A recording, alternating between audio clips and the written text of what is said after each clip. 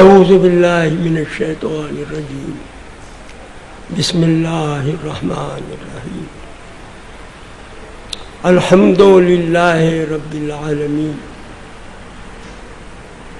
الرحمن الرحیم مالک یوم الدین ایاک نعبد و ایاک نستعین اہدنا الصراط المستقیم صراط الذین انعمت علیہم غیر المغضوب علیہم ولا الضالین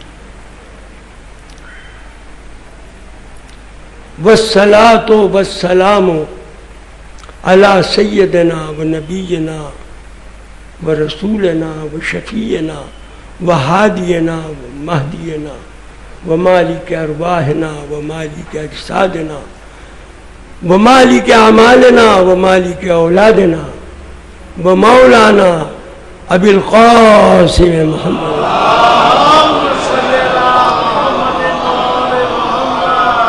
وعلى اہل بیتہ الطاہرین المعصومین المظلومین من یومنا ھذا الی یوم الدین فلعنۃ اللہ علی اعدائہم اجمعین من یومنا ھذا الی یوم الدین فقد قال اللہ تعالی فی کتابہ المبین وهو اصدق القائلین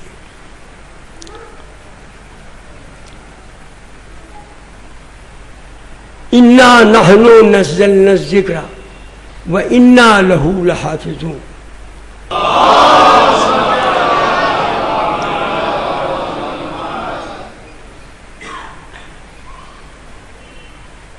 ارباب کرم، جو آیت کریمہ میرا سرنامہ کلام ہے اس پر میں امام باڑہ آصفی میں بھی کچھ گوشے پیش کر چکا ہوں، اس کے علاوہ کچھ گوشے جو رہ گئے ہیں وہ آج پیش کر رہا ہوں، اور اسی کے ساتھ ساتھ ایک اور آیت کو سرنامہ کلام بنایا جس کا نام آیت غلبہ اسلام ہے۔ یہ نام آپ نیا سن رہے ہیں، کوئی عالم مولوی مفتی کسی فرقے کا یہ نہیں کہے گا کہ یہ آیت غلبہ اسلام کی آیت ہے۔ یہ غلبہ اسلام کی لفظ میری اپنی ایجاد ہے، کیونکہ اس آیت مقدسہ میں اللہ تعالیٰ پوری کائنات کو چیلنج کر رہا ہے کہ ہم نے وہ ذات پاک جس نے بھیجا رسول کو ہدایتوں کے ساتھ اور دین حق کے ساتھ، تاکہ اس کے لائے ہوئے دین کو ساری دنیا کے دینوں، مذہبوں، عقیدوں، فکروں، فلسفوں، حکمتوں، دانشوں، سب پر اس کی حکمت، اس کا فلسفہ، اس کا قانون، اس کی شریعت، ساری دنیا کی شریعتوں، فلسفوں، فکروں، مکاتیب فکروں، جتنے بھی اسکول آف تھاٹس ہیں سب پر اس کے اسکول آف تھاٹ کو غالب کرتے ہیں۔ یہ کون کہہ رہا ہے؟ یہ رسول نہیں کہہ رہے، یہ اہل بیت نہیں کہہ رہے ہیں، ان کا خالق، ان کا مالک کہہ رہا ہے کہ تمہارے لیے میں نے یہ اہتمام کیا ہے۔ اور بھی انبیاء آئے، ان کو بھی یہی دین دیا، مگر وعدہ غلبہ نہیں کیا۔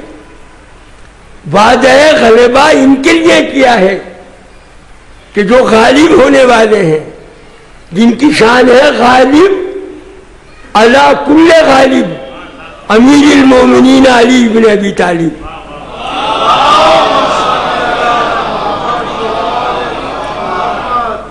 آپ کبھی اہل سنت والجماعت ہمارے بھائیوں کی مسجد میں جائیے، جمعہ کا خطبہ سنیے، تو وہ سبھی کا نام لیتے ہیں، مگر جب مولا کا نام لیتے ہیں تو کہتے ہیں غالب علی کل غالب۔ بھائی کیوں کہہ رہے ہو یہ؟ معلوم ہوا کہ چاہے زبان اقرار کرے نہ کرے، ذہن تو اقرار کرتا ہے، پھر ذہن کے بعد زبان بھی اقرار کرنے لگتی ہے۔ ہائے ہائے، فانی کا شعر یاد آ گیا۔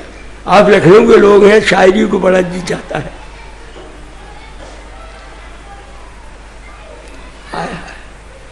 مجاز اور حقیقت میں فرق ہے، یعنی مجاز اور حقیقت میں فرق ہے، یعنی تیری نگاہ سے تیرا بیان نہیں ملتا.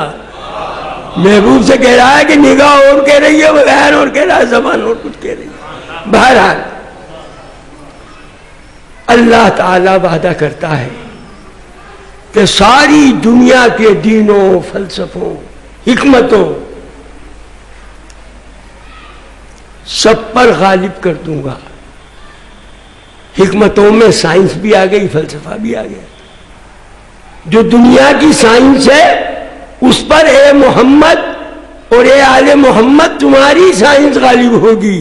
وہ مغلوب ہوں گے، تم غالب ہوگے، اور انہیں جو کچھ ملے گا وہ تمہارے دروازے پر ہی آ کر ملے گا، اور تمہارے آستانے کے آگ پر آ کر، تمہارے باغ میں آ کر تمہارے گل بوٹوں کی جو خوشہ چینی کریں گے، اس خونے خوشہ چینی کے صدقے میں کوئی آئنسٹائن بنے گا، کوئی نیوٹن بنے گا.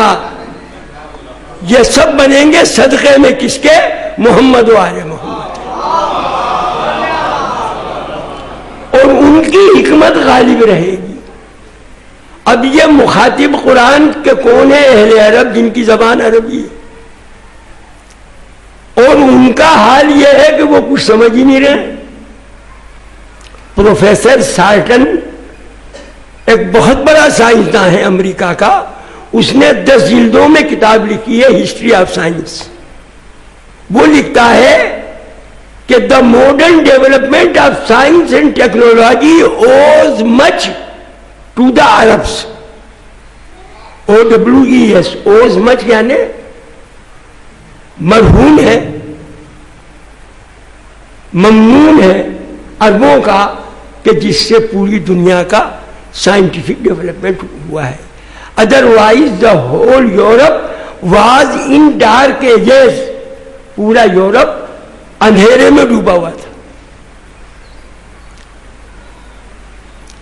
اب عربوں میں انگریز یا تو دانستہ یا غیر دانستہ، عربوں کا تو نام لے رہے ہیں، مگر عربوں کے علاوہ عربوں میں کون ہے کہ جن کی وجہ سے یہ ڈیولپمنٹ ہے، ان کا نام نہیں لے رہے. جن سے پوچھا گیا کہ 1000 کے آگے کیا گنتی ہے، پڑھا لکھا مجمع ہے، 1 لاکھ کا بتاؤ عربی میں 1 لاکھ کیا کہیں گے؟ کوئی لفظ نہیں ہے.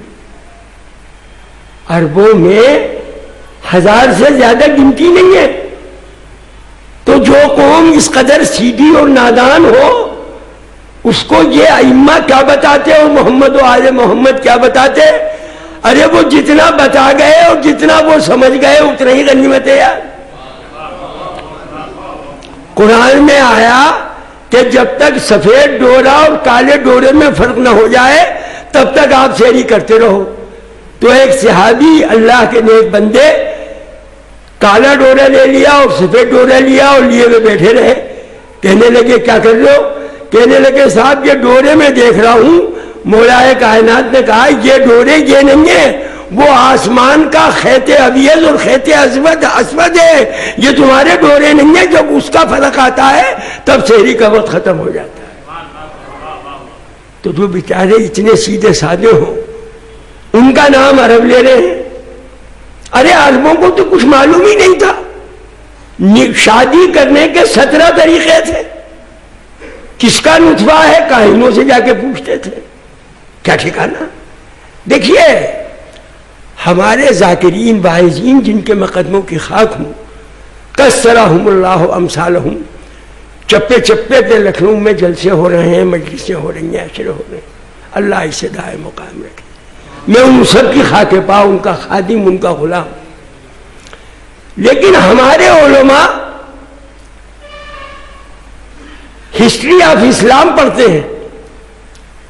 پری اسلامک پیریڈ نہیں پڑھتے کہ اسلام سے پہلے عرب میں کیا تھا.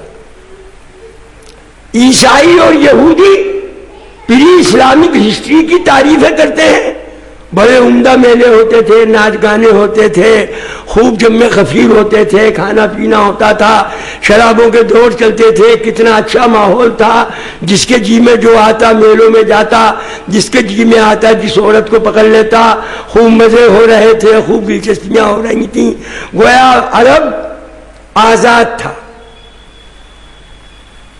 محمد عربی نے آ کر یہ کیا کیا؟ قید و بند میں گرفتار کر دیا، یہ حلال ہے، یہ حرام ہے، یہ حلال ہے، یہ حرام ہے۔ یہ عرب کی تاریخ لکھنے والے انگریز، جن کو مستشرقین کہا جاتا ہے، اورینٹیلسٹ، اور صاحب وہاں تو عورت اتنی آزاد تھی کہ خود پیغام دیتی تھی شادی کا۔ تو پری ہسٹورک بھی Islamic history, pre Islamic history بھی جاننا ضروری ہے۔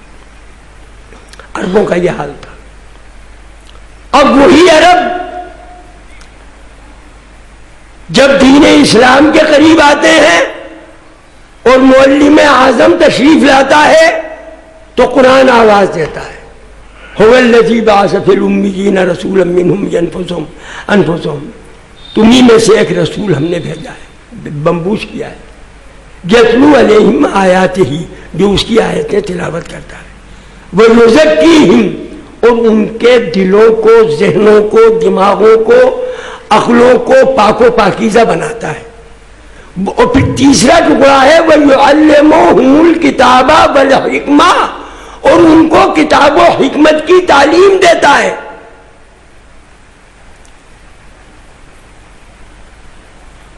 جی یہ رسول کی شان میں قرآن 3 باتیں کہہ رہا ہے، اور اس سے پہلے ہم لوگ، وہ لوگ گمراہی میں تھے۔ قرآن کا آخری فقرہ ہے فی ضلال مبین۔ یہ ذاکری کے قواعد نہیں بتائیں گے، بلکہ ورلڈ ہسٹری کے تناظر میں، پرسپیکٹیو میں جب آپ تجزیہ کریں گے کائنات انسانیت کا، تب سمجھ میں آئے گا کہ انسان کہاں تھا اور قرآن کیا کہہ رہا ہے۔ تو حکمت بھی بنیاد ہے جو سائنس کی ہے۔ ہمارے علماء ایک حدیث پڑھتے ہیں، انا مدینۃ العلم وعلی بابھا، من اراد العلم، یہ تو پڑھتی نہیں، بس اتنا ہی پڑھ کے رہ جاتے ہیں، خیر کچھ اللہ کے نیک بندے آگے بھی پڑھتے ہیں، من اراد العلم فلیات الباب، جو علم کا ارادہ کرے وہ دروازے سے آئے۔ یہ مکمل حدیث ہے، صرف یہ نہیں ہے انا مدینۃ العلم وعلی بابھا، من اراد العلم، جو علم کا ارادہ کرے، علم کا ارادہ، علم کے معنی نئی بات معلوم کرنا۔ یہ آج جو ہمارے علم آ رہا ہے، تاریخ پڑھ رہے ہیں، جغرافیہ پڑھ رہے ہیں، یہ علم نہیں ہے، یہ تو معلوم چیز کا علم ہے۔ علم وہ ہے جو معلوم نہ ہو وہ معلوم ہو جائے۔ کتنا بڑا فرق ہے۔ تو نبی کہہ رہے ہیں کہ آئیے، اب ہماری حالت کیا ہے؟ دروازے سے تو آ نہیں رہے، چھتوں پہ سے کود رہے ہیں، دیواروں پہ سے کود رہے ہیں، نقب لگا رہے ہیں، چھید کر رہے ہیں، گھر میں نقب لگا کے گھر میں گھس رہے ہیں۔ تو جب نقب لگائیں گے، چھتوں پہ کودیں گے، تو ساہوکار نہیں کہلائیں گے، چور کہلائیں گے۔ تو ارباب کرم چوری سے بچیے، ساہوکار بنیے، لینا ہے تو سامنے آئیے۔ تو یہ علم ہے۔ اب اللہ رب العزت ارشاد فرماتا ہے کہ میں نے اس دین کو پیش کیا ہے اور بھیجا ہے، اور اس کی حفاظت کا میں ذمہ دار ہوں، اور اس کو غالب کروں گا ساری دنیا پر۔ غالب ہے دین۔ دیکھیے، سنیے، جتنے انبیاء آئے ان کے سب کے نام ایک صفت کو ظاہر کرتے ہیں، یونس، انس والا، اور جن جن کے نام رکھے ہیں وہ اللہ نے نہیں رکھے ہیں، سب کے نام ان کے گھر والوں نے رکھے ہیں۔ نوح علیہ السلام پیدا ہوئے، 3 دن تک روتے رہے، گھر والوں نے کہا نوح نوح مانے عبرانی زبان میں نوحہ کرنے والا. 3 دن تک نوحہ کرتے رہے. ہمارے یہاں لکھنؤ میں بہت سے لوگ ہیں جو نوحے کو برا کہتے ہیں. تو بھیا نوح کا نام بدل دو. ہم تو ایام اعظام نوحے کرتے ہیں. وہ تو مسلسل زندگی بھر نوحہ کرتے رہے. ابراہیم. اب دیکھیے سندھی وچھید.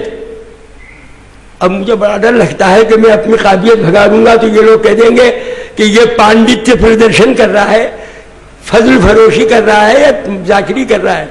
ذاکری کا جو عام ڈھر رہا ہے اس پہ بھی میں آؤں گا بھائی. نہیں آؤں گا تو پھر مجھ پر نوازشیں عزاداروں کی کب ہوں گی. لیکن تھوڑا علم کا ٹچ دوں کہ 2 لفظوں کو جب ملایا جاتا ہے تو اس کو سندھی کہتے ہیں سنسکرت میں, اور الگ کیا جاتا ہے تو سندھی وچھید کہتے ہیں. سمجھے نا.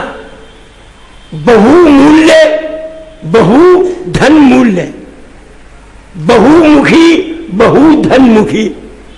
تو ابراہیم کے معنی کیا ہیں؟ اب یہ عربی میں اب ہے, عبرانی ہیبرو میں اب ہے. عربی کہے سے نکلی ہے؟ عبرانی سے. آج یہودیوں سے یہی تو جھگڑا ہے. وہ کہتے ہیں یہ عرب جو زبان ہے یہ تو لونڈی بچوں کی ہے, ہماری زبان بادشاہ عبرانی. اب یہ بات بھی سن لیں, یہ جھگڑا اسرائیل اور عرب کا کیا ہے؟ کسی ذاکر نے بتایا. یہ کہتے ہیں کہ ہماری بیاہتا ماں, ابراہیم کی بیاہتا بیوی کون ہے؟ جناب سارہ. سن رہے آپ؟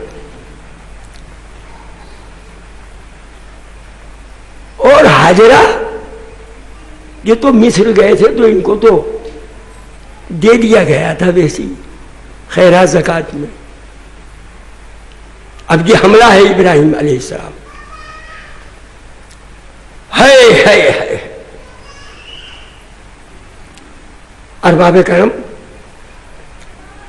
حضرت ابراہیم گئے, مصر پہنچے. نمرود کا قاعدہ تھا کہ ایک رات آنے والی کی بیوی کو اپنا مہمان بناتا تھا, اپنے محل کی زینت بناتا تھا. سارا کو بھی پکڑ لیا لیکن ہاتھ پاؤں شل ہو گئے. یہ اسرائیلی روایات ہیں, میں نہیں جانتا کہ امامیہ علماء کیا کہتے ہیں, میں نے ہیبریو پڑھی ہے تو بتا رہا ہوں. تو بادشاہ نے صبح بلایا ابراہیم کو, کہ تمہاری بیوی جادوگرنی ہے, میں اس کے قریب آنا چاہتا تھا, میرے ہاتھ پاؤں بیکار ہو گئے. ایسی جادوگرنی ایک بادشاہ کی بیٹی ہے جس پر میں نے فتح پائی ہے, وہ بھی میرے قید خانے میں ہے, اس کا نام ہاجرہ ہے. تو اس کے پاس بھی میں جاتا ہوں تو میرے ہاتھ پاؤں بیکار ہو جاتے ہیں, لہذا وہ میں آپ کو نذر کر رہا ہوں. تو جناب ہاجرہ کو نذر کر دیا. آپ نے شریعت ابراہیمی کے مطابق ان سے نکاح کیا اور انہیں قبول کیا اور انہیں لے کے گھر آ گئے. اللہ نے اسماعیل پیدا کیے وادی غیر عزیز زرین میں, مکے میں آ کے حضرت ہاجرہ کو اور اسماعیل کو چھوڑا. میں ہوتا تو ہاتھ جوڑ کے کہتا کہ حضور بیاتا بیوی کا اتنا آپ مان رہے ہیں کہ جو نکاتا بیوی ہے, شاید کے جملے آپ سمجھتے ہو, بیاتا اور نکاتا لکھنؤ میں بولے جاتے ہیں, تو نکاتا کو آپ ہٹا رہے ہیں, بیاتا کو رکھ رہے ہیں. اور بیاتا کا اتنا غلبہ کہ اب ملنے جاؤ تو کھڑے کھڑے جانا, خبردار حکمت جانا, بچے کو بیوی کو دیکھ کے ان کے پیر لوٹانا. تو ابراہیم اس کے بھی پابند رہے. پھر خانہ کعبے کی تعمیر شروع ہوئی, خانہ کعبہ بنایا تو اسماعیل نے اور ابراہیم نے بنایا. آج یہودی کہتے ہیں کہ نہیں وہ تو ہمارے باپ نے اور اسحاق نے بنایا ہے. کہتے ہیں قربانی بھی اسماعیل کی نہیں ہوئی, اسحاق کی ہوئی ہے. وہ ہر چیز میں انکار کر رہے ہیں. تیرے ارے بیاتا بیوی کی نسل میں خاتم الانبیاء آنا چاہیے. سارے نبیوں کی نرسری تو ہمارے یہاں آئی ہے بنی اسرائیل میں, اور ایک پیغمبر محمد آ گیا. کیسے آ گیا؟ خاتم الانبیاء تو ہمارے یہاں آنا چاہیے کیونکہ ہم بیاتا بیوی سے. وہ بیاتا اور نکاتا کے جھگڑے میں ہے۔ اللہ نے کہا اچھا تمہاری یہاں نرسری بھیج دی، میں ایک ہی نبی بھیجا رہا ہوں، اسماعیل کے بعد کوئی نبی عرب کو نہیں دیا، میں ایک نبی ایسا دے رہا ہوں جس کا وزن سارے نبیوں پہ بھاری ہوگا، جو فخر موسیٰ ہوگا، فخر عیسیٰ ہوگا، فخر داؤد ہوگا، فخر یعقوب ہوگا، فخر یوسف ہوگا۔ تو اللہ عادل ہے۔ آپ مومن ہیں، امامیہ ہیں، توحید کے بعد آپ میں رسالت نہیں ہے۔ ارے یار پڑھتے ہو نہیں پڑھتے کتابیں، آپ بالکل بے خبر ہو رہے ہو۔ توحید کے بعد سیکنڈ نمبر آپ کے یہاں کیا ہے؟ بولو عادل ہے۔ ارے عادل ہے نہیں ہے، بولو نا بھائی چلا کے۔ یہ آپ کی علم کلام اور آپ کی تھیولوجی کی علامت ہے کہ توحید کے بعد عدل رکھا ہے۔ اللہ عادل ہے۔ لوگوں نے عدل کو مٹانا چاہا، اللہ پہ بھی حملہ کر دیا، اللہ ہدایت دے۔ ارباب کرم، اس نے عرب کے ساتھ انصاف کیا، نکاتا بیوی کے یہاں خاتم الانبیاء بھیج دیا۔ اب یہاں ایک روایت یہ بھی ہے، میں نہیں جانتا کہ یہ صحیح ہے یا غلط ہے، آپ اپنے علماء سے پوچھ لیں، کہ ابراہیم جاتے اور آتے، ایک مرتبہ گئے، کہا اسماعیل کہاں گئے؟ کہ جنگل میں گئے لکڑیاں لینے۔ شادی ہو گئی تھی؟ کہ کیسا گزارا ہو رہا ہے؟ کہ کچھ نہ پوچھئے، آٹا ہے تو دال نہیں ہے، دال ہے تو لکڑی نہیں ہے، لکڑی ہے تو روغن نہیں ہے۔ تو جناب ابراہیم نے کہا کہ ابراہیم اسماعیل آئے تو کہنا چوکھٹ بدل دو۔ یہ ہیبریو کی قصے ہیں، سن لیں آپ، ایک کان سنے ایک کان اڑا دے۔ مجھے نہیں معلوم کہ امامیہ کا کیا فیصلہ ہے اس میں، مجھے نہیں معلوم، میں آپ سے پروفیسر ہوں، غلط کیسے کہوں۔ آئے کہ یہ کہہ گیا، ایک بزرگ آیا تھا، کہ اچھا بستر اٹھاؤ، سب سامان اٹھایا اور لے جا کے ان کے قبیلے میں چھوڑ دیا اور ان سے فارغتی کر دی، یعنی طلاق دے دی۔ یہ ہیبریو کی روایتیں، ابراہیم کی روایتیں۔ اب جو نکاح کیا قبیلے جرہم میں، تو دوسری بیوی آئی، ابھی ان سے اولاد نہیں ہوئی تھی تو ان کی فارغتی کر دی۔ اب جو بیوی آئی تو پھر آئے ابراہیم بچے کو دیکھنے، بیٹے سے ملنے، کہاں ہے؟ کہ جنگل گئے میں۔ کیا حال ہے؟ کہ بہت اچھا حال ہے، اس رب کریم کا کرم ہے، شکر ہے، ہر چیز نصیب ہو جاتی ہے، جو نہیں ہوتی ہے آ جاتی ہے۔ تو کہا ابراہیم اسماعیل سے کہنا کہ چوکھٹ کو مضبوطی سے پکڑ لو۔ کسی نبی، یہ میرا اپنا نتیجہ ہے ریسرچ کا، اگر آپ اس کو نہ مانے تو مجھے کوئی برا نہیں لگے گا، مت مانے، میری ریسرچ سنیں۔ اس کو طلاق دی، وہ ناشکری تھی، اس کو قبول کیا، چوکھٹ کو مضبوطی سے پکڑا اور کہا کہ مضبوطی سے پکڑنا یہ شکر گزار ہے، چونکہ اس سے نسل محمدی آنے والی تھی، خدیجہ آنے والی تھی، فاطمہ الزہرا آنے والی تھی، خواتین سرداران جنہ آنے والی تھی۔ لہذا ابراہیم نے، کسی نبی نے، جنن علیہ کا سوال ہے، کسی بیوی کو طلاق نہ دی، کسی کو۔ حضرت لوط کی بیوی حرفوں کی نہیں نقطوں کی بنی ہوئی، نوح کی بیوی حرفوں کی نہیں نقطوں کی بنی ہوئی، لیکن طلاق نہیں دی۔ ہمارے پیغمبر آخر الزمان آقا و مولا نے طلاق تو نہیں دی، لیکن قرآن میں دھمکی آ گئی۔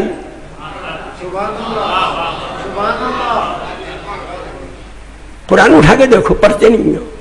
اے نبی کی بیویو، اگر تمہاری نبی کے گھر میں تمہاری زندگی کچھ اور چاہتی ہے، یہ فقر و فاقہ، یہ غربت، یہ فاقے تمہیں گوارا نہیں ہے، تو آؤ، ہمارا نبی تمہیں حسن اخلاق کے ساتھ، جو قرآن کا لٹرل ٹرانسلیشن ہے، رخصت کر دے اپنے اپنے گھروں پر، اور پھر اللہ تمہیں ایسی، میرے اپنے نبی کو ایسی بیویاں دے گا جو تم سے زیادہ متقی ہوں گی، تم سے زیادہ پرہیزگار ہوں گی، تم سے زیادہ قناعت کرنے والی ہوں گی، تم سے زیادہ شکر ادا کرنے والی ہوں گی۔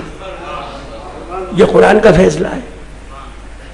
لیکن ازواج انبیاء میں ازواج، جب یہ آیت آ گئی تو ساری ازواج نے مل کر فیصلہ کیا کہ ہمیں تو اسی حال میں رہنا ہے، غربت ہی پسند ہے، فقر و فاقہ ہی پسند ہے، ہم اپنے گھروں کو جانا نہیں چاہتے۔ دیکھیے میں ہوں ایک پروفیسر ٹوٹا پھوٹا کم بخت، میں ہر بات کی بال کی کھال نکالتا ہوں۔ ایک منافقہ تھی ام ہے، کیا نام تھا؟ ام ہے۔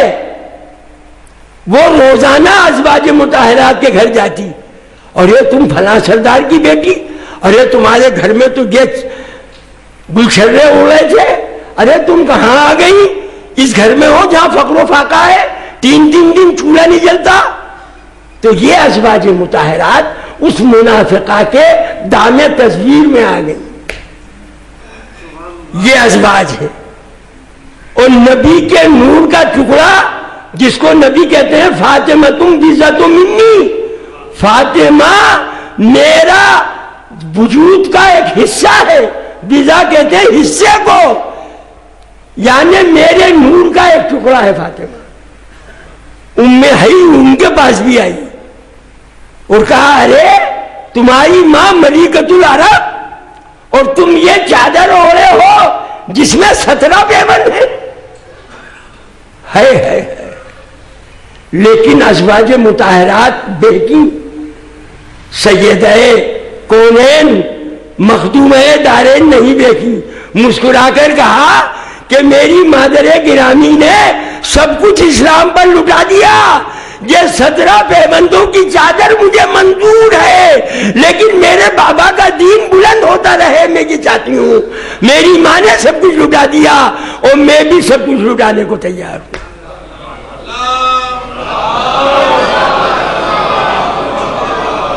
یہ فرق ہے بیوی میں اور بیٹی میں۔ اب ایک نازک بات سمجھ لیں، لوگ کہہ دیتے ہیں کہ اہل بیت میں بیویاں بھی شامل ہیں۔ ہاں، جو گھر میں رہتا ہے وہ یہ اہل بیت ہے، لیکن فرق ہے بندہ پرور۔ بیوی کا رشتہ اختیاری ہے، بندہ خود اختیار کرتا ہے، اور بیٹی کا رشتہ انسان کے اختیار میں نہیں ہے، وہ اضطراری ہے، وہ رب العزت ادا کرتا ہے۔ بیوی کا رشتہ جوڑا جاتا ہے، ایک بول میں جڑتا ہے، ایک بول میں ٹوٹ جاتا ہے، اور بیٹی کا رشتہ قائم و دائم رہتا ہے۔ تو اہل بیت وہ ہے کہ جو اس نور کا حصہ ہو، اس کے گھر میں پیدا ہو، اس کے گھر میں پروان چڑھے، اس کے گھر میں پرورش پائے، اسی کے ہاتھوں سے رخصت ہو اور تا زندگی اسی کے ساتھ وابستہ رہے، وہ اہل بیت ہوگا۔ بیوی کو اہل بیت عرف عام میں آپ کہہ سکتے ہیں گھر میں آ گئی تو ہے، لیکن کل فیصلہ کر دیا جائے تو گھر سے باہر ہوگی۔ فرق ہے نہیں ہے؟ ارے مانتے ہو نہیں؟ عقل کی ترازو میں توڑو بات میری۔ تو یہ فاطمہ الزہرا آ گئی سمجھ میں آپ کی؟ یہ پیدا ہونے والی تھی۔ پھر سینٹر پہ آ جاتا ہوں، آپ تو بھول گئے ہوں گے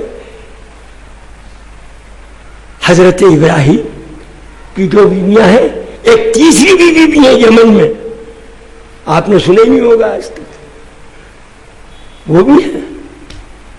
بہرحال اس نسل اسماعیلی میں ہمارے آقا و مولا کو آنا ہے، اور قربانی کا فیصلہ بھی یہیں سے ہوا ہے۔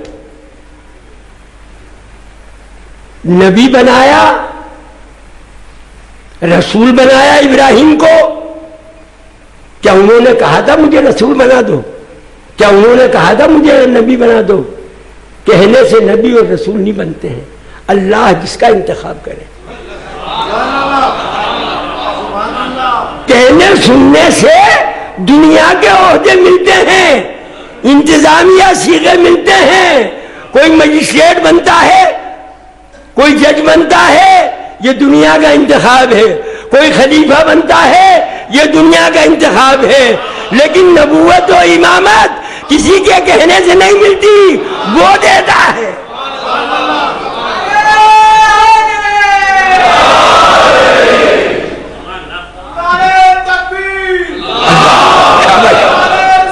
شابش، نعرہ حیدر، شابش، جزاک اللہ، اجرکم اللہ۔ ارباب کرم کی امامت کا جھگڑا کہاں سے آ گیا؟ امامت چلا نہیں۔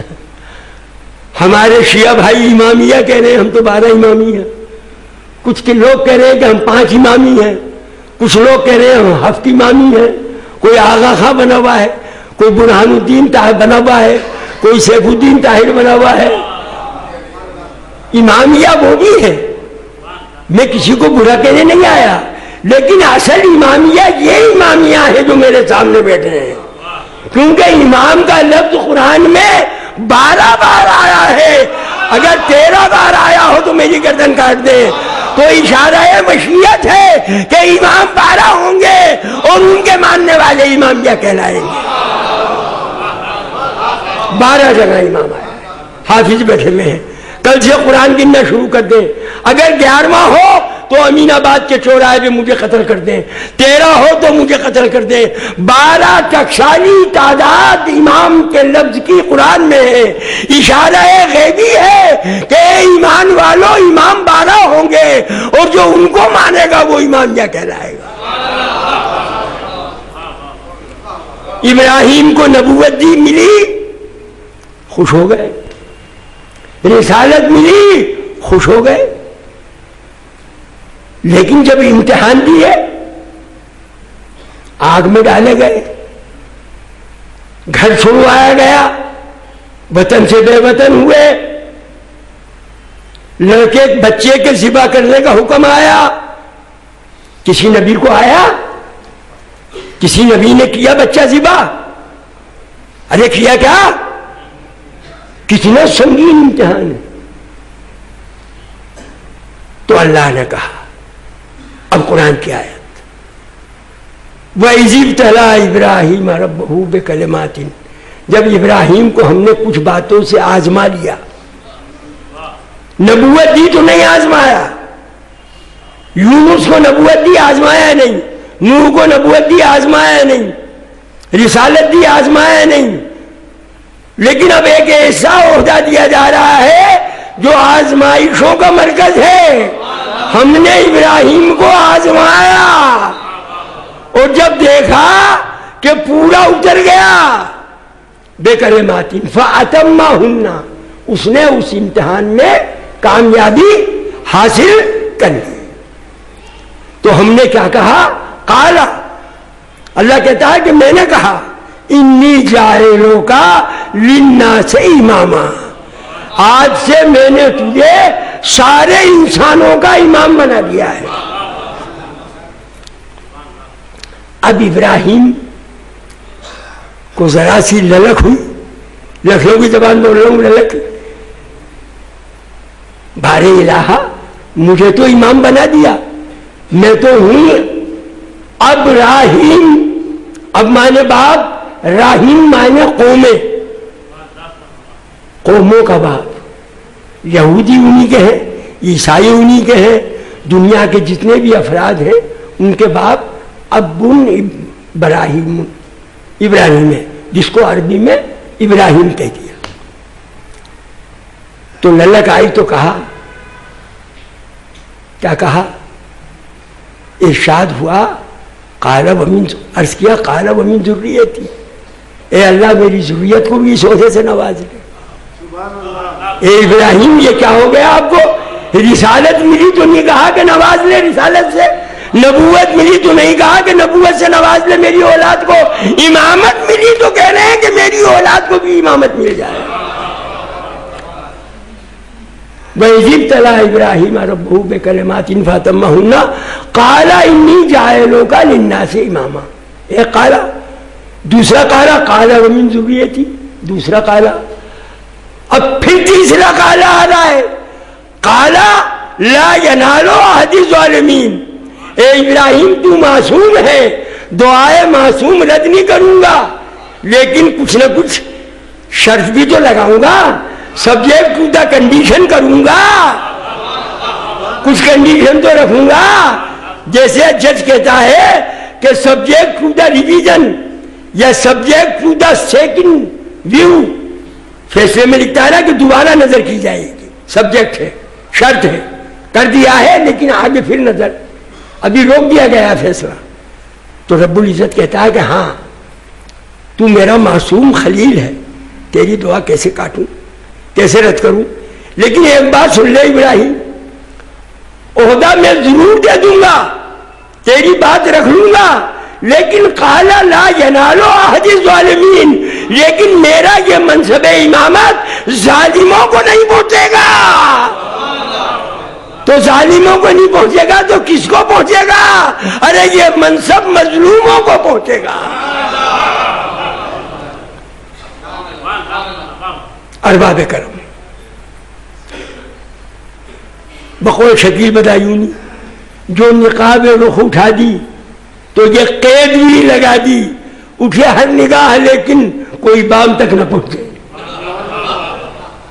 امامت دے دی مگر شرط لگا دی کہ یہ ان کو دی جائے گی جو ظالم نہیں ہوں گے، مظلوم ہوں گے، معصوم ہوں گے، جو ایمان کے آخری درجے پر فائز ہوں گے، جن کے ساتھ ظلم کا تصور نہیں کیا جا سکتا، سراپا عدل ہوں گے، سراپا ایمان ہوں گے، سراپا تقویٰ ہوں گے، سراپا طہارت ہوں گے، سراپا عصمت ہوں گے، ان کو دی جائے گی. تو وہ منصب امامت چلا اور ختمی مرتبہ تک آیا. میرے آقا نبی بھی ہیں، رسول بھی ہیں، امام بھی ہیں. اور پھر وہ امامت کا منصب رسول کے بعد مولا کائنات علی مرتضیٰ شیر خدا کو.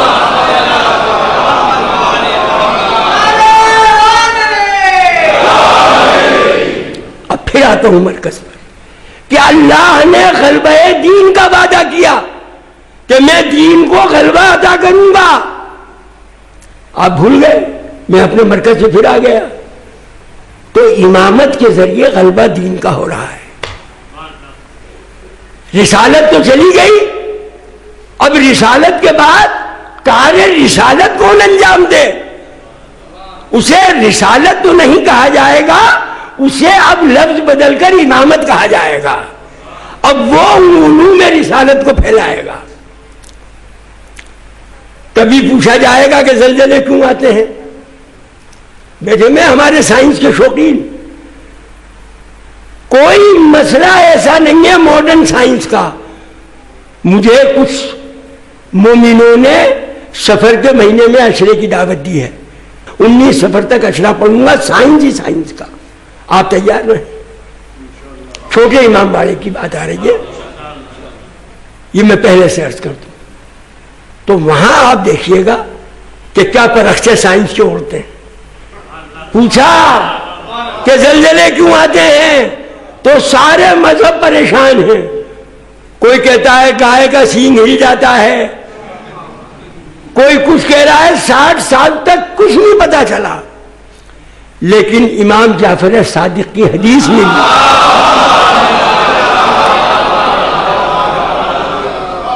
کہ زمین ایک جسم ہے اور اس کا رگ و ریشہ ہے، اور اس کے ہر رگ و ریشے پر ایک ملک بیٹھا ہوا ہے. جب اللہ تعالیٰ زلزلہ بھیجتا ہے تو ملک سے کہتا ہے کہ رگ کو ہلا دے. رگ ذرا سی ہلتی ہے تو زمین پلیٹوں میں ہے، پلیٹ کی تھیوری کو سائنس مان رہی ہے. امام زمانہ کہہ رہے ہیں کہ وہ رگ جب ہلتی ہے تو زمین جو پلیٹوں سے جڑی ہوئی ہے اس میں حرکت پیدا ہوتی ہے، اور جب حرکت پیدا ہوتی ہے تو زلزلہ آنے لگتا ہے. زلزلے کا فلسفہ بیان کر دیا. اب اس زلزلے کو معلوم کرنا کیا آنے والا ہے. کہاں بیٹھے ہو جیولوجی؟ اب میں جیولوجی کی بحث کروں تو یہ مجمع بھاگ جائے گا. یہ تو عشرے سننے والا ہے ذاکروں کے، تو میں اس رخ پہ آؤں نا یار، کہاں جیولوجی میں گھس جاؤں، اشارہ کر دیتا ہوں تاکہ 19 سفر تک کے چھوٹے امام باڑے کے لیے تیار ہو جائیں۔ جیولوجی تھک کے مر گئی، امریکہ کے کئی ہزار کئی لاکھ ڈالر خرچ ہو گئے کہ یہ زمین ہلتی کیوں ہے، جیولوجیکل ریسرچ کیا ہے، آلے نکالے جا رہے ہیں، زلزلے کا آنے سے پہلے پتہ نہیں چلتا ہے۔ امام جعفر صادق نے یہ مسئلہ بھی حل کر دیا کہ زلزلہ کے آنے کا بھی پتہ لگ سکتا ہے، لیکن جب ترے باب علوم اہل بیت پر آؤ تو پتہ چلے گا ارباب کرم۔ تو میں عرض خدمت یہ کر رہا تھا کہ اللہ رب العزت نے، میرا عنوان ہے معرفت حق اہل بیت، تو سن لیجئے، سب سے پہلے محمد و آل محمد کے حقوق کو سمجھنا ہے، ان کی معرفت کو جاننا ہے۔ دیکھیے اللہ نے کائنات بنائی لیکن اپنے نبی کو برابر رکھا۔ نبی برابر نہیں ہے، بندہ ہے، رسول ہے، نبی ہے، خدا نہیں ہے، خدا نہیں ہے۔ اللہ علی خدا نہیں ہے، علی اللہ نہیں ہے۔ جملہ کہہ رہا ہوں، ذرا ذاکری کا لطف لے لیں، علی اللہ نہیں ہے لیکن اللہ علی ہے۔ مولانا کلب عابد کا غلام ہوں، ذاکری کے سارے حلبے جانتا ہوں، لیکن میرے عزیزوں مجھے تو جنہیں کیا کیا پڑھنا ہے، تو میرے عزیزوں اندازہ لگاؤ، محمد نام ہے، اللہ نے رکھا ہے۔ ابھی پھر سینٹر پہ آ رہا ہوں میں، حقانیوں میں آپ بھول گئے، جتنے انبیاء ہیں ان کے نام ماں باپ نے رکھے۔ علی کا نام بھی ماں باپ نے رکھا، حیدر رکھ دیا ماں نے نام۔ نبی آئے، غیب سے آواز آئی کہ یہ بچہ وہ بچہ نہیں ہے جس کا نام ماں باپ رکھے، ماں باپ تو رکھتے ہیں اپنے نبیوں کے نام۔ اے محمد تیرا نام بھی ہم نے رکھا ہے اور علی کا نام بھی ہم اپنا نام علی کو دے رہے ہیں۔ کسی بھی پیغمبر کا نام اللہ کے نام پر نہیں ہے، کسی خلیفہ کا نام اللہ کے نام پر نہیں ہے، کسی امام کا نام اللہ کے نام پر نہیں ہے، یہ علی کا نام ہے جو اللہ کے نام پر ہے۔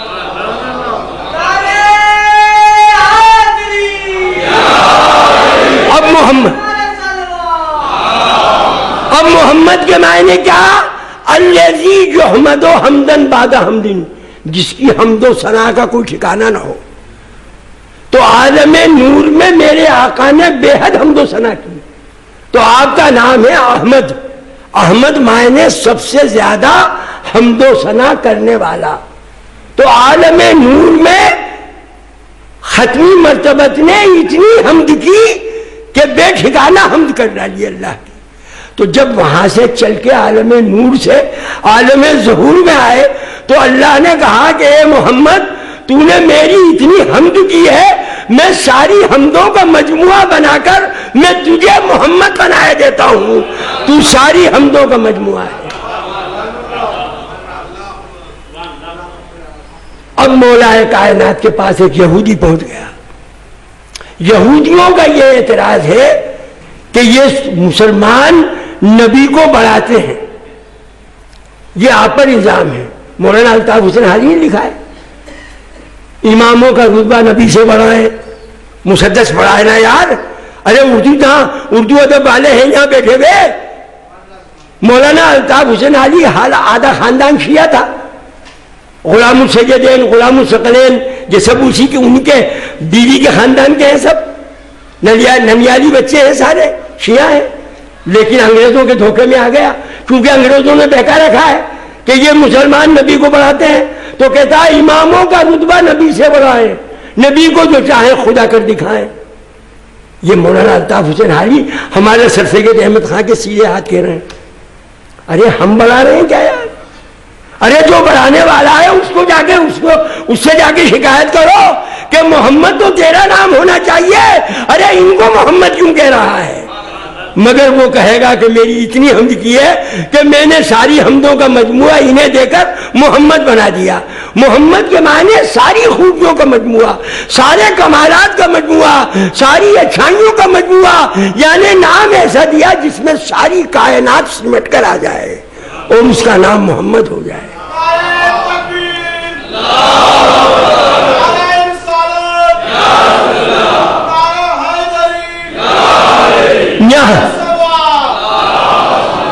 یہاں کائنات کی ساری خوبیاں اللہ نے محمد کو دے دی اور علی نام رکھ کر ساری بلندیاں، لا مکان تک کی ساری بلندیاں اللہ نے علی مرتضیٰ کو دے دی. ارے اللہ بلندیاں دے رہا ہے اور تم نیچے لا رہے ہو، تمہاری چلے گی یا اللہ کی چلے گی؟ ارباب کرم. پھر آتا ہوں، اب بحث کیا ہے؟ عرش معلیٰ پر نبی کے پیدا ہو نور سے پہلے نبی کا نور بنا، اس کے بعد عرش معلیٰ بنا، پیشانی پہ لکھا لا الہ. یہ اہل سنت کی کتاب ہے، انشاءاللہ سفر میں پڑھوں گا تو مجمع کافی ہوگا. اس وقت عزا کا موسم ہے، لوگ زیادہ نہیں آ رہے ہیں، اہل سنت بھی آئیں گے. تو پیشانی عرش پر کلمہ طیبہ لکھا. کلمہ توحید کہتے ہیں اسے. کیا کہتے ہیں؟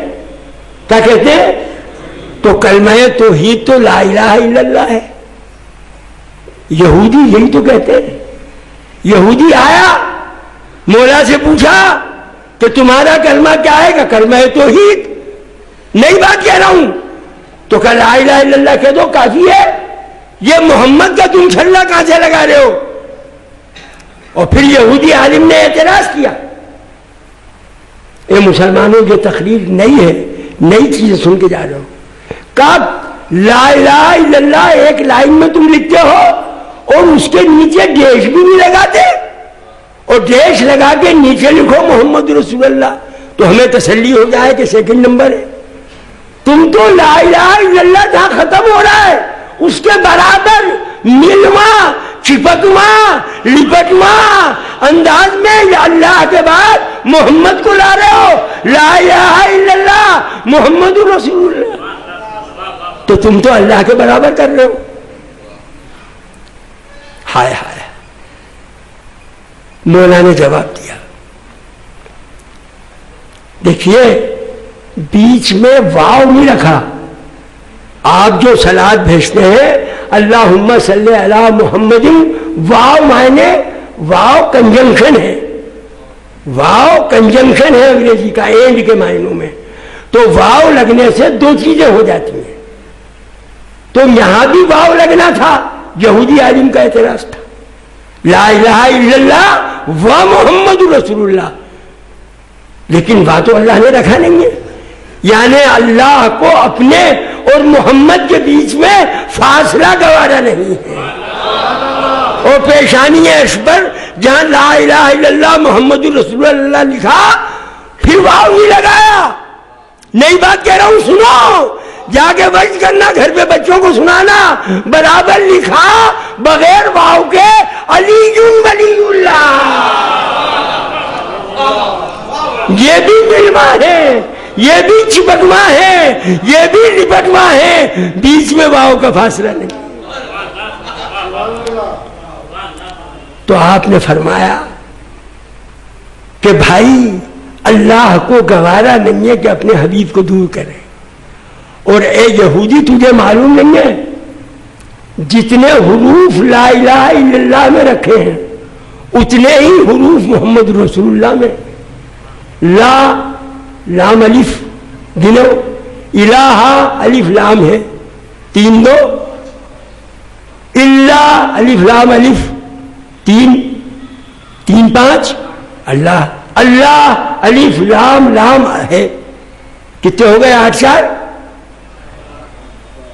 محمد رسول اللہ میم ہے میم دال 4، رے سین واو لام رسول 4، اللہ پھر 4 4 4 4 کتنے؟ یہ اشارہ ہے. علی نے کہا یہ 12 اس لیے ہے کہ الوہیت کے نگہبان بھی 12 ہیں اور محمدیت کے پاسبان بھی 12، ادھر بھی 12 ہے، ادھر بھی 12۔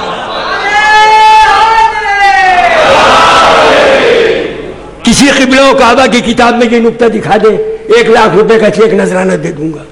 یہ فقیر کی اپنی حقیر گدھے کی نالائق کی ریسرچ ہے جو آپ کے سامنے پیش کر رہا ہے۔ پھر اعتراض کیا کہ جب اللہ اتنا ہی پیارا ہے تو لا الہ الا اللہ پہلے کیوں رکھ دیا؟ محمد رسول اللہ پہلے ہونا چاہیے۔ پھر مولا نے جواب دیا کہ بھائی تو سمجھا ہی نہیں یار۔ کہ کیا؟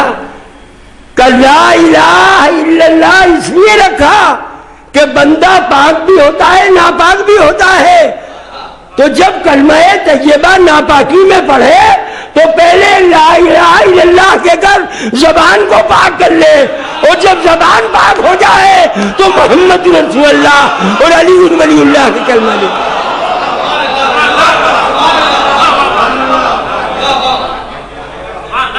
یہ احترام قدرت۔ تو ارباب کرم پھر یہودی نے سوال کیا، جیومیٹری کو لے آیا، کہا آپ تو کہتے ہیں کہ سارے مذہب جتنے آئے برحق ہیں۔ کہاں برحق ہے؟ موسیٰ بھی برحق، عیسیٰ بھی برحق۔ تو پھر آپ کا مذہب کیا ہے جو آپ صراط مستقیم کہتے ہیں؟ تو مولا نے کہا بیٹھ جا، یہودی کو بٹھا لیا اور کہا اپنی انگلی سے ایک نقطہ لگایا زمین کی ریت پر، کا دوسرا نقطہ لگا۔ اب ان دونوں نقطوں کو ملا تو ایک لائن جو آئے گی دونوں نقطوں کو ملانے والی، وہ خط مستقیم کہلائے گی، جس کو قرآن نے اہدنا الصراط المستقیم کہا ہے۔ لائنیں اور بھی ملیں گی لیکن وہ کروڈ لائن ہوں گی، کروڈ اوکلیدس میں ہے، جیومیٹری میں، یعنی وہ خط ہوں گے ٹیڑھے میڑھے، سیدھے نہیں ہوں گے۔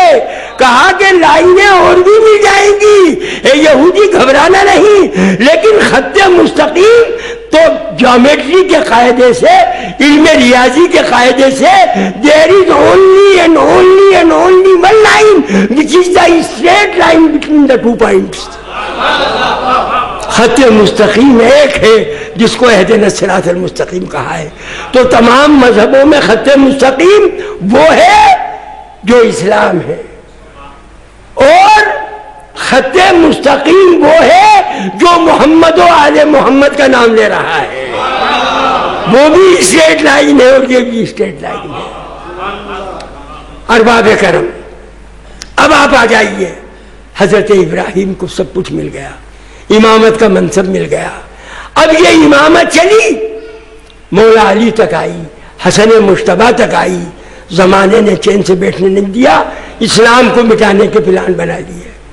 حسین نے کہا جو منصب مجھے ملا ہے، جو میرے جد ابراہیم کو ملا ہے، انہوں نے امتحان دیے، وہ امتحان ادھورے رہے، انہوں نے ابتدا کی، امتحانوں کی میں کرنے جا رہا ہوں۔ مدینہ چھوڑا، مکے آ گئے، غلاف کعبہ پکڑا، آنکھوں سے لگایا، کعبے کو آواز دی، کعبے نے کہا السلام علیکہ یا ابا عبداللہ۔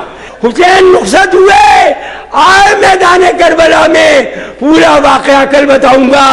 آنے کے بعد میدان کربلا میں پہلا شہید کون ہوا ہمارے ذاکر نہیں بتاتے، کوئی حر کا نام لیتا ہے، کوئی زہیر کا نام لیتا ہے، پہلا شہید مسلم ابن اوسجہ ہے، اصحاب محمد میں ہے، غزوات میں ساتھ رہا ہے، رسول کی حدیثوں کا راوی ہے، بیوی ساتھ ہے، ایک چھوٹا بچہ ساتھ ہے، کہ آقا اجازت دے پہل میں کروں گا، میدان جنگ میں جاؤں گا۔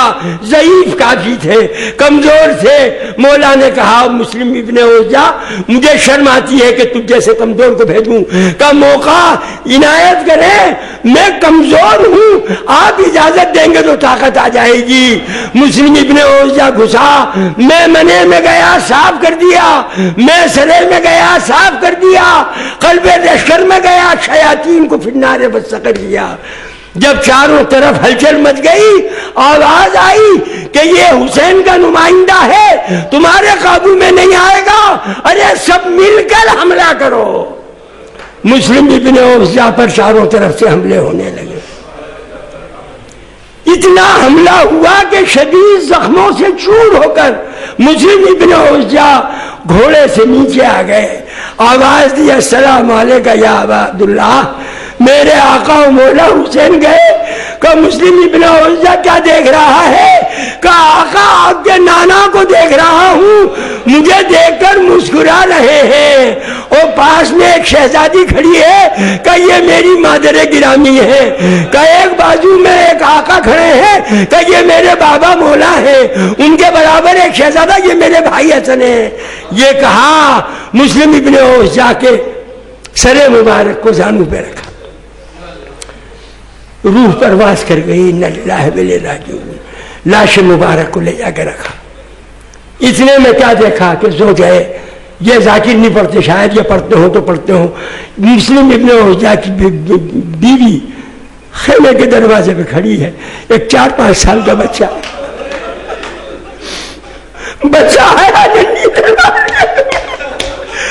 آقا مجھے بھی اجازت دے جب میرا باپ نہیں رہا۔ حسین نے آسمان کو دیکھا، چیخ ماری کہ بیٹا تو ایک ہی بچہ ہے مسلم ابن اوزجا کا، تیرا باپ شہید ہو گیا، ارے تو کم سے کم اپنی ماں کے آنسو پوچھنے کے لیے زندہ رہے۔ کہ میں نہیں آیا ہوں، مادر گرامی لائی ہے۔ آواز یہ ہے آقا، کیا زینب سرخرو ہوں گی؟ کیا ام لیلا سرخرو ہوں گی؟ کیا رباب سرخرو ہوں گی؟ ام بیوہ مسلم ابن اوزجا خاتون جنت سیدۃ النساء العالمین کے سامنے قیامت میں سرخرو نہ ہوں گی؟ اجازت دے کہ یہ بچہ بھی قربان ہو جائے۔ حسین نے ایک زور کی چیخ ماری اور کہا ہے بیوہ مسلم ابن اوزجا، میں تیری بات کیسے ٹالوں؟ اچھا اجازت ہے۔ بچہ چلا ننھی تلوار لے کر، ارے قاسم بھی گئے تھے جانگے، ارے انہوں محمد بھی جانگے، یہ بچہ گیا پیادہ چلا، گھوڑے پہ بیٹھنے قابل نہیں تھا، میں لشکر یزیدی میں گھس گیا اور ننھے ہاتھوں سے حملے کیے، کئی کو فنار بدسقر کیا۔ شیمن نے کہا ارے یہ بچہ نہیں سنبھلنا، سب مل کے گلا کاٹ دو، گلا کاٹ دیا۔ شیمن نے گلا اٹھایا، خیمہ حسین کی طرف پھینکا، زوج بیوہ مسلم ابن اوزجا نے اس سن کو چوما اور کہا اے شمار، ہم غلامان محمد و آل محمد ہیں، جو چیز اللہ کی راہ میں دے دی واپس نہیں لیتے۔ میدان جنگ میں اس سر مبارک کو واپس پھینک دیا۔ اس کے بعد غلام حبشی، غلام ابو ذر آئے، کہا آقا میں حبشی ہوں، کالا رنگ ہے، خون بھی خراب ہے، چہرہ بھی کالا ہے، کیا مجھے اجازت نہیں ملے گی؟ میں ابو ذر کا غلام ہوں جو نقیب محمد و آل محمد ہے۔ ابو ذر کا مرتبہ پھر کسی موقع میں بیان ہوگا کہ مجھے اجازت دیں۔ تو یہ بھی انتہائی ضعیف العمر، کہا اے ابو ذر کے غلام، میرا جی نہیں چاہتا، تو آیا تھا آرام سے رہنے کے لیے، میں تجھے میدان جنگ میں بھیجوں؟ کہ مولا آپ اس لیے نہیں بھیج رہے کہ بنی ہاشم کا خون اعلیٰ ہے، میرا ادنا ہے، میں نے تہیہ کیا ہے کہ اپنے خون کو بنی ہاشم کے خون میں نہ ملاؤں گا، تب تک چین سے نہ بیٹھوں گا، مجھ سے گریز نہ کرے، مجھے حقیر نہ سمجھے۔ مولا نے اجازت دی۔ غلام ابو ذر چلا، جون چلا، چلنے کے بعد میدان جنگ میں کودا، کودنے کے بعد گھوڑے پہ سوار ہے، حملے پہ حملے ہو رہے ہیں، جون لڑ رہا ہے، بڑی جیداری سے لڑا، بڑی بہادری سے لڑا، لیکن وہاں تو ایک ہی فارمولہ تھا۔ دیکھیے تاریخ عالم کا یہ عجیب موڑ ہے کہ کبھی بھی جنگ دست بدست ہوتی رہی ہے یا فوج فوج سے لڑی ہے، مگر یزیدی فوج نے سب مل کر حسین کے ایک سپاہی کا مقابلہ کیا ہے۔ یہ ایک نئی بات آپ سے کہہ رہا ہوں۔ آئی فوج، جون پر حملہ ہوا، جون شہید ہو گئے، پھر پہنچے حسین، عباس کو نہیں بھیجا، حسین نے قاسم کو نہیں بھیجا، علی اکبر کو نہیں بھیجا، لاش جون پہ خود آئے اور زانو جون کا اپنے سر مبارک پر رکھا۔ طبری کہتا ہے کہ کسی شہید کے ساتھ یہ معاملہ نہیں کیا، اپنا رخسارہ جون پر رکھا، رخسارہ ملنا شروع کیا۔ پالنے والے یہ کالا تھا، اسے گورا کر دے، پالنے والے اس کی قربانی قبول کر لے، پالنے والے اس کے خون کو بنی ہاشم سے ملا دے، پالنے والے اس کے چہرے کو نورانی بنا دے۔ چنانچہ بنی اسد کی روایت ہے کہ جب امام زین العابدین تشریف لائے شہداء کو دفن کرنے تو بنی اسد نے کہا کہ سب کے لاشیں ہیں مگر یہ لاشا کس کا ہے؟ زمین سے آسمان تک نور کی بارش ہو رہی ہے۔ امام معصوم نے کہا کہ یہ میرے بابا کی دعا ہے جو جون کو دی تھی کہ تیرا چہرہ نورانی ہو جائے۔ اے عزادارو، جو حسین کی عزاداری کرے گا یاد رکھو اس کا بھی چہرہ نورانی ہوگا۔ وآخر دعوانا الحمدللہ رب العالمین، الا لعنۃ اللہ علی القوم الظالمین، وسیعلم الذین ظلموا ای منقلب ینقلبون۔